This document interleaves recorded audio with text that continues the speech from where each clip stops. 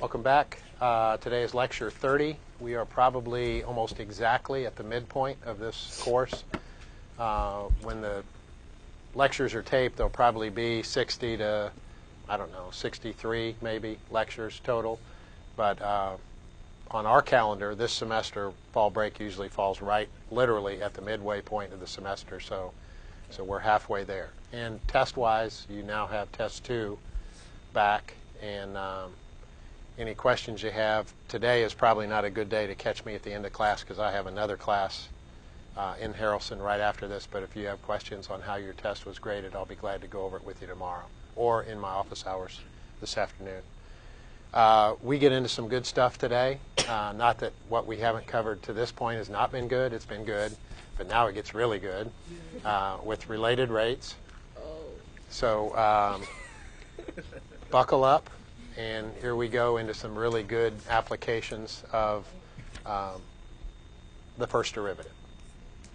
And let me caution you that these are word problems, most of them. Some of them are kind of low-level word problems where it basically tells you what to do. But a lot of them you have to make your own diagram. You have to decide what you already know, what's fixed, what is kind of fixed for this particular point in time, which is different. Something that's always the same and what is fixed for this particular instant are different things. And we are deriving most of the time with respect to time because they're rate problems. So these are called related rates.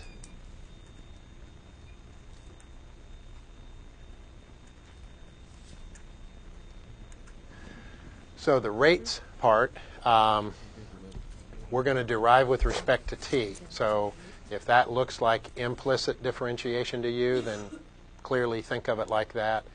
If you think it looks like just a chain rule, deriving with respect to t, think of it like that. But it is kind of all of these things. So it kind of makes sense for us to be looking at these applications at this point in time. So we want to derive, because these are rates, we want to derive with respect to t, time. And we do have to make sure as we do these problems that our units are consistent. We don't want hours and minutes and seconds all bundled up in the same problem. We want to change everything to hours or change everything to minutes or change everything to seconds. So we do want to be consistent with the unit time. We also want to be consistent with the unit length. Is it kilometers and meters? Well, we need to change it to meters. Is it miles? We want to change it possibly to feet or possibly to inches. So we do have to kind of watch for the units. We probably won't make a huge deal out of that, but we do want to make mention of that. So we'll look at some examples today, and we'll probably look at some more examples tomorrow of different things that can happen. Tried to choose examples that are different from the ones in your book, although I think I did use one of the examples in your book because it's kind of one of those classic examples that I think we ought to almost begin with that type of problem.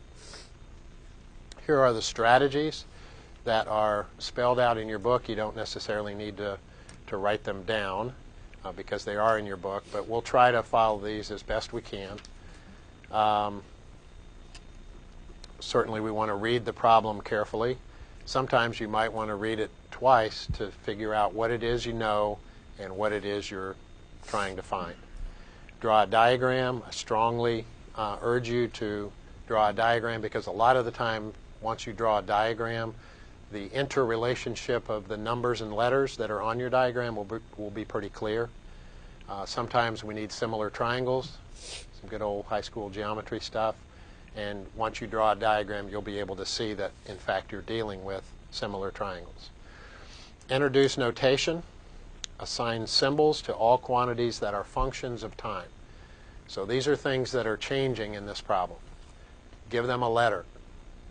So A or B or, something that maybe it's a boat moving in this direction and a car moving in another direction, B and C. So if you can give them a letter that is appropriate, that's fine. But those things that are in fact changing, label them with a letter. Express the given information and required rate in terms of derivatives. So that's what I wrote earlier. We want to derive, if we have x's in the problem,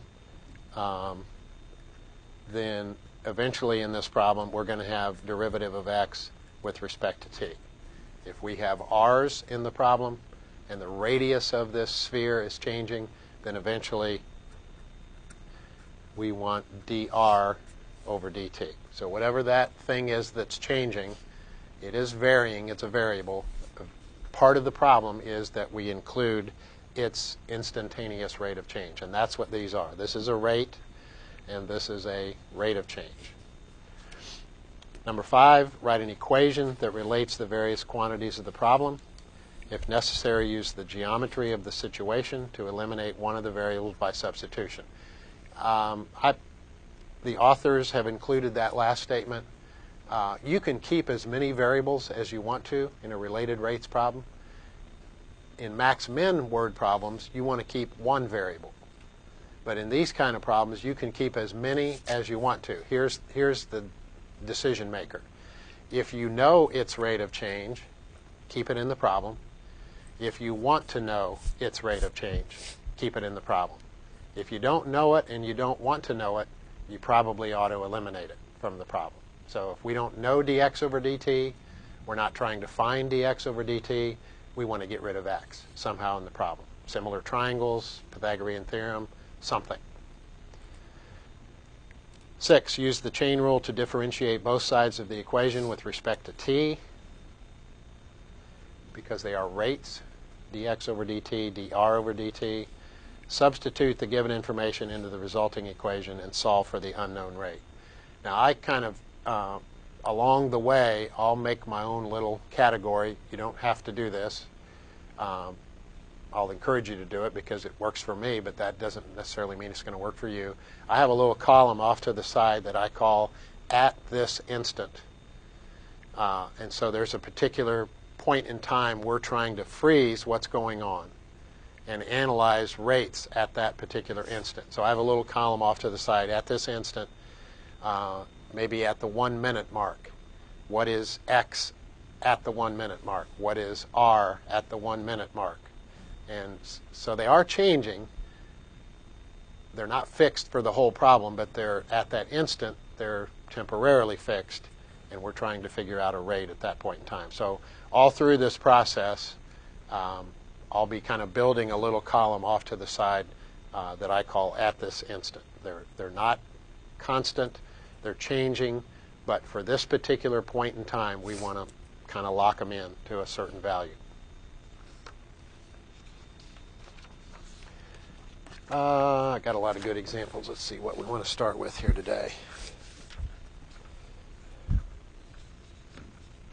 Let's start with this one.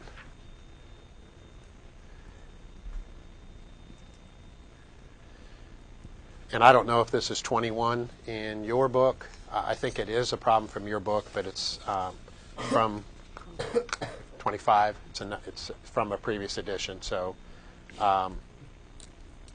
this is kind of a good starting problem. I don't want them to look too easy, and I don't want them to look too hard. So it's 25 from our 3rd edition. Is that correct?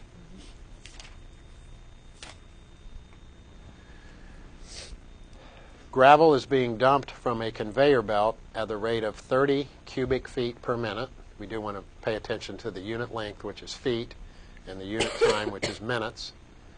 And its coarseness is such that it forms a pile in the shape of a cone whose base diameter and height are always equal. So base diameter and height are always equal.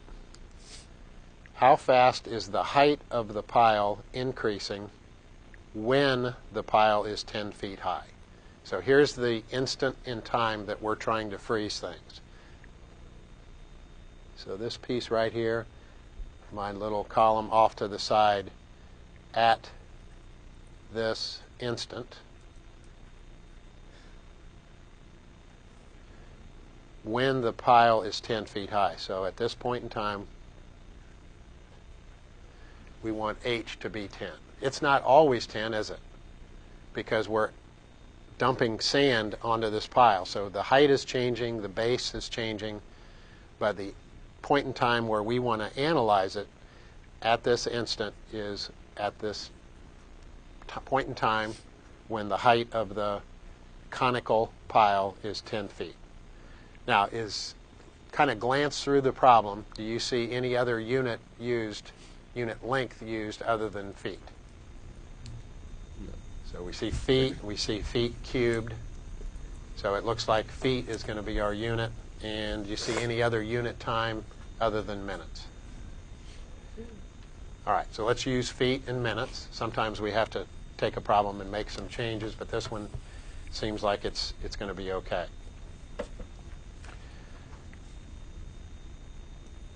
All right, so there's the kind of the first reading of it. We'll pick it apart sentence by sentence or phrase by phrase or sometimes almost word by word.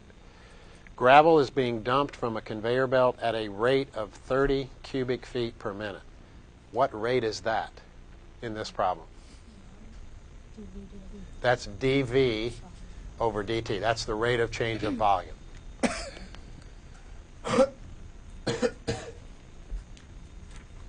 So we're talking about how much sand there is in this cone. So we want its volume, the volume of sand. And the unit is kind of a giveaway. Cubic feet is a unit volume, right? And then the rate of change is cubic feet per minute. So that's the rate of change of volume per unit time. And its coarseness is such that it forms a pile in the shape of a cone whose base diameter and height are always equal. Well, eventually in this problem, we're going to need the volume of a cone formula or function, and that's going to interrelate these things. These are related rates.